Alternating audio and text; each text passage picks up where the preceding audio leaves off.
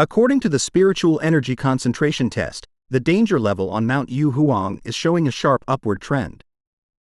Inside the Spiritual Practitioners Association's command center, officials held a tense meeting.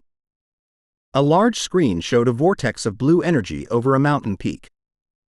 An official reported that the danger on Mount Yu Huang was rising quickly, so they had to close it off and call it a new contamination zone. The grim-faced association leader said the situation was extremely dangerous and he had to pull Su Qingying from another important mission. He asked her to report on what was happening. Su Qingying told the officials that it was currently impossible to climb the mountain, as the unstable thunder-type energy has reached the explosion threshold. Because of this, the area was officially classified as an A-level contamination zone. She continued with more worrying news. Based on how fast the energy was growing, the mountain would soon be an S-level threat within just 1 hour, cautioning the leaders that the emergency plan must be activated immediately. But she pointed out a major problem. Based on their data, no explorer they had could safely get near the area, admitting that not even she could handle it. A wave of shock went through the room as calculations showed the mission would mean certain death even for highly advanced explorers who were ranked with 3 stars. Facing this impossible situation, a man in a security uniform ordered the foot of Mount Yu Huang to be completely sealed off. With patrols sent out 24/7 to stop anyone from trying to climb it, the association leader firmly agreed. He declared they had to stop the threat by sealing the mountain and that no one could go near it until the energy concentration dropped. When it does drop, they will reassess the situation. While the association thought Mount Yu Huang was too dangerous, Fang Yi was already deep inside the zone. Huge bolts of blue lightning crashed down around him. As the storm raged, Fang Yi stood firm, protected by a golden aura from his breathing technique. He knew, however, that just surviving the storm wasn't enough. To get the purest thunder energy, he had to climb to the center of the storm at the mountain's peak. His decision was fueled by dark memories of the past. He knew that the creatures they faced now were just the beginning, and even more terrifying monsters would appear in the future. He realized that even though he mastered the breathing technique and the flaming sword style, which represent solar and inner fire properties, these weren't enough for what was coming. Previously, he spent his points to embed properties into his sword. The sun property enhanced the sword's durability and defense, while the flaming sword style boosted its destructive attack power. But that was an issue. He had to become stronger himself, not just rely on his weapon. Surrounded by the lightning, Fang Yi saw a rare and perfect opportunity to use the thunder energy to strengthen his own body. Fang Yi knew if he didn't take this chance to get stronger, he would face certain death from the disasters to come. His eyes glowing gold, he drew his flaming sword and, with a defiant roar, plunged it directly into a massive bolt of blue lightning. The wild energy surged through him, causing terrible pain, but his face remained determined. His body shook violently as the electricity coursed through him, causing him to cough blood as he tried his best to hang on. He realized this thunder power was like a divine punishment, actively fighting against him. The storm was furious that he had entered its territory and seemed to demand that he give up. Staring at the chaotic sky, he wondered how he could possibly make such a raw force obey him. Then he had an idea. He calmed himself and remembered his system's rules.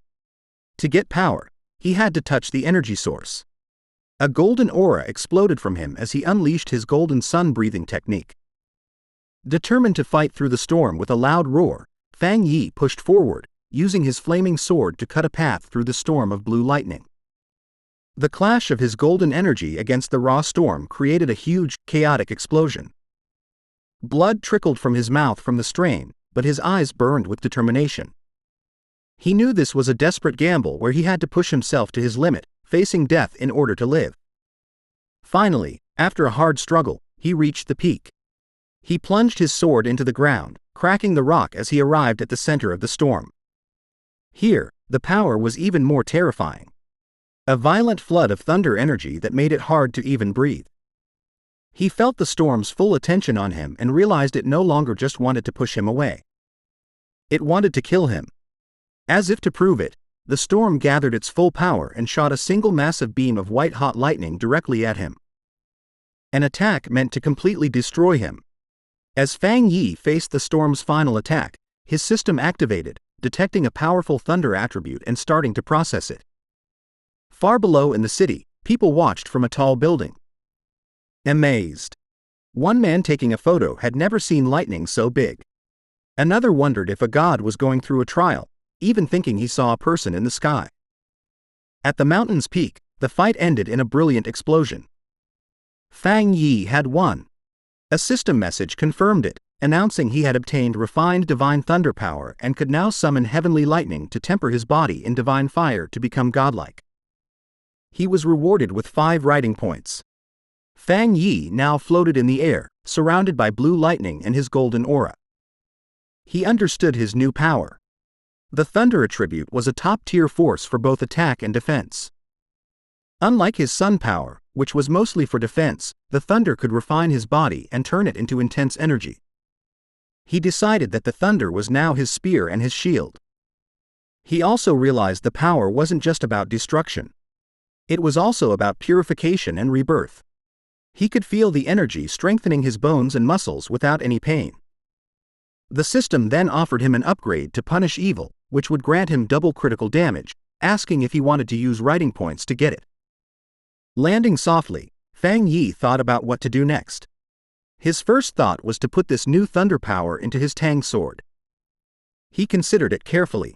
While it would make the blade stronger, he worried it might mess with the purity of the sun attribute already in it. He also knew that putting too many different powers into one item could damage or even destroy it. Suddenly, he had a brilliant idea. Looking at his hand, he decided to do something different. He would implant the thunder attribute directly into his right hand. The system immediately responded, asking if he wanted to put the thunder attribute into the chosen item. A confident smirk appeared on his face as he gave the command. Instantly, all the wild blue lightning in the air rushed into his right hand as he claimed the storm's power for himself. The next day, on the storm-damaged peak of Mount Yu Huang, the immediate danger was gone. Below a cliff, Su Qingying and an army officer named Major Han stood in front of numerous figures. Su Qingying reported that the contamination zone's energy had strangely dropped from its most dangerous level to a mild level in just 3 hours. Though some electricity was still in the air, Major Han listened and immediately figured out what had happened. Someone had been there. It was a seeker, a person who actively looks for these dangerous events. Su Qingying was shocked, wondering if another seeker was involved and if they could have survived.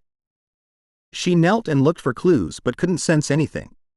Guessing that the heavy rain had washed away any evidence, she concluded that the seeker must have left the mountain safely around 8 p.m. the night before. Major Han Li agreed with her timeline.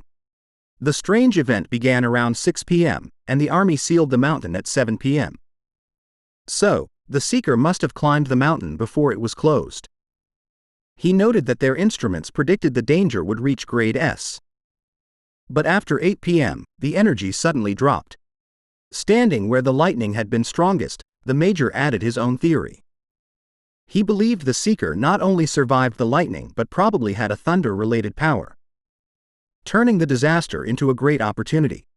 He concluded this person was the direct cause of the sudden change. The major then shared his biggest worry. People like this were the most dangerous because they didn't know whose side they were on. Su Qingying agreed, adding that if such a powerful person was a threat, the disaster they could cause would be huge. They had to be found quickly. Miles away, sitting on his couch and unaware of the military operation now focused on him, Fang Yi let out a sudden, loud sneeze. Back on the mountain, Major Han Li made his decision. He gave a firm order to his troops. Find this person immediately, at any cost. As his command was given, he assigned the mysterious target his temporary code name, the Tyrant. A godlike being that had absorbed a massive amount of lightning. The investigation on Yu Huang Mountain started right away. The army hoped the Spiritual Practitioners Association could recruit the mysterious person codenamed Tyrant soon. In the meantime, they would keep all information about the event secret and start their own investigation. On the rainy peak, the association leader told Major Han Li that they already had a high-level pioneer trying to make contact. He then turned to Qin Yang and ordered her to give her report to the major. Qin Yang was caught off guard by the order and gasped in panic. Forced to think fast, she began her half-true report. She connected the current incident to the pioneer who had recently cleared the pollution zone at a local university. Inside, she was panicking, terrified she would say something wrong and reveal her deal with Fang. She explained that she had been trying to contact him, but he was hard to find. She mentioned finding the body of a mutated rabbit he had killed and correctly identified his yang flame attribute from the evidence. She finished by promising to do her best to get close to him and find out how he had cleared the university's gate. She silently prayed for help, hoping that her ancestors would save her as she had already done her best. Mixing truth and lies is the only way to make it believable. Saying nothing would have backfired on her. Major Han Li listened closely, thinking about what a pioneer with a yang flame attribute meant. He seemed happy with her report and thanked her for her hard work, calling her a talented young pioneer, a type of person they needed. The waves behind pushed the ones ahead. Qin Yang gave a sharp salute and replied that it was her duty and that she would continue to do her best. With the meeting over, Major Han mentioned they would release fake news about natural disasters to hide the event from the public. He also said he disagreed with posting spiritual energy information online where bad people could use it. As the officials talked, Qin Yang quietly sighed, relieved that the tough questioning was finally over.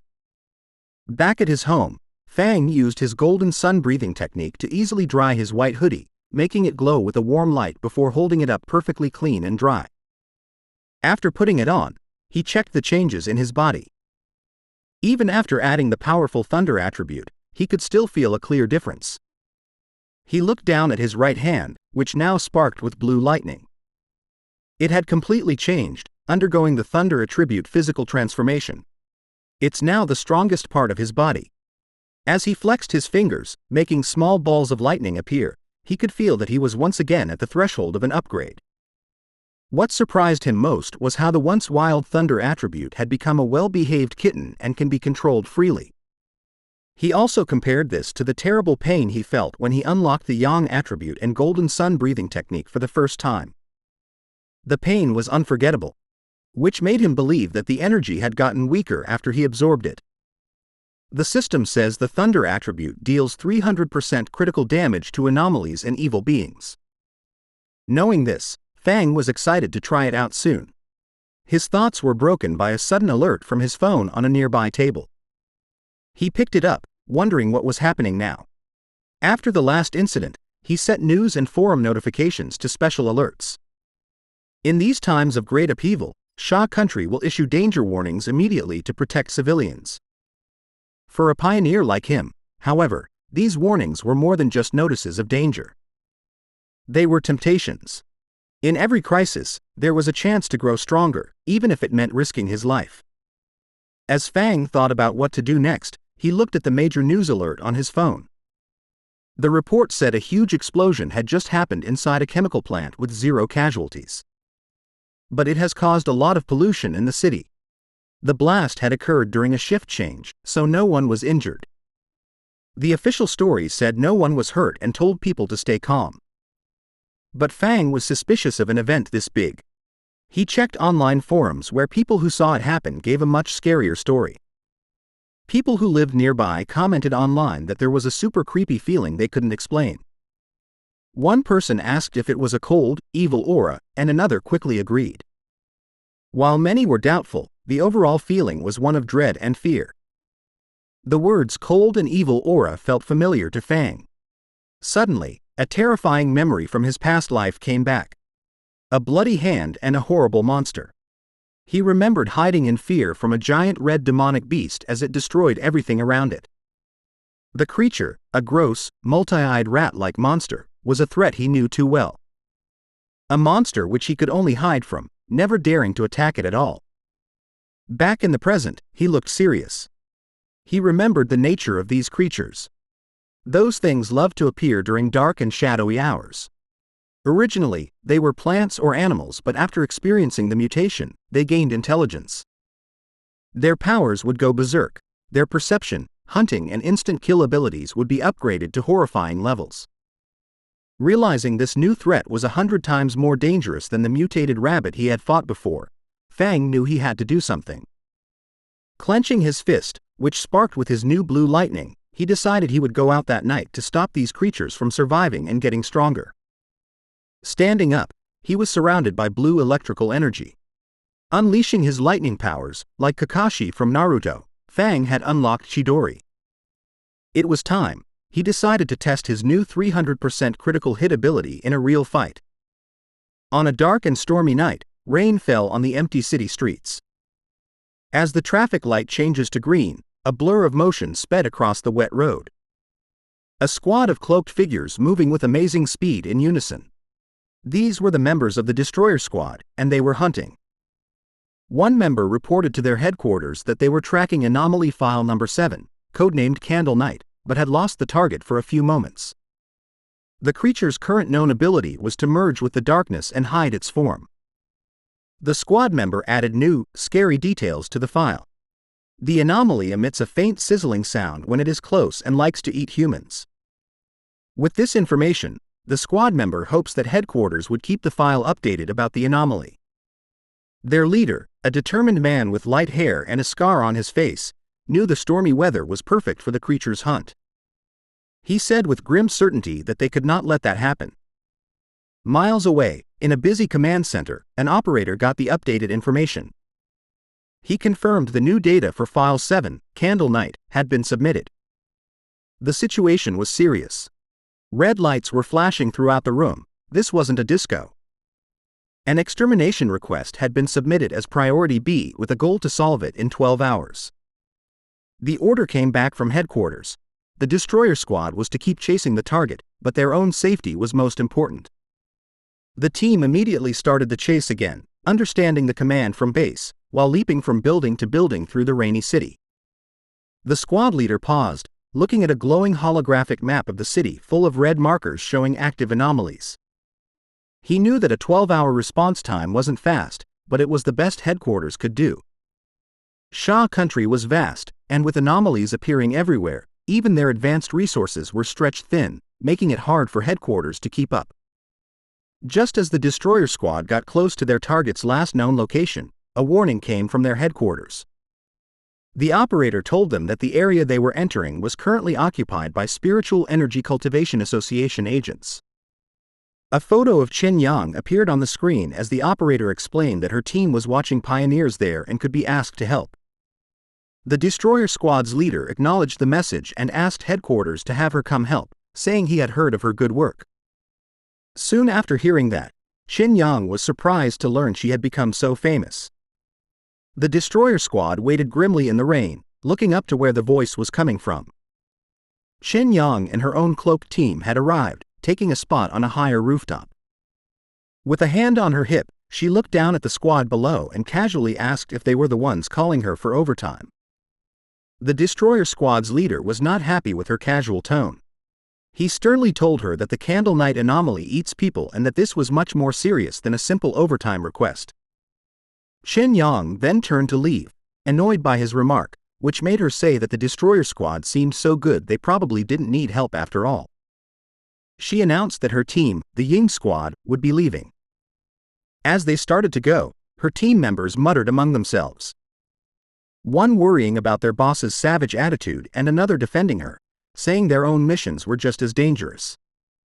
The leader of the Destroyer Squad immediately panicked and called for her to wait. He apologized for his harsh tone and begged for her help. He explained just how dangerous Candle Knight was and that without her famous tracking and locating skills, they would be at a great disadvantage. He didn't care if he and the others were eaten by the monster. What worried the leader more was the fact that it would eat all the people in the city if they left it alone tonight. Thanks for watching the latest part from the voice of Manhwa. Subscribe for more content and don't forget to comment below what you want to see in the future. Like and share for more.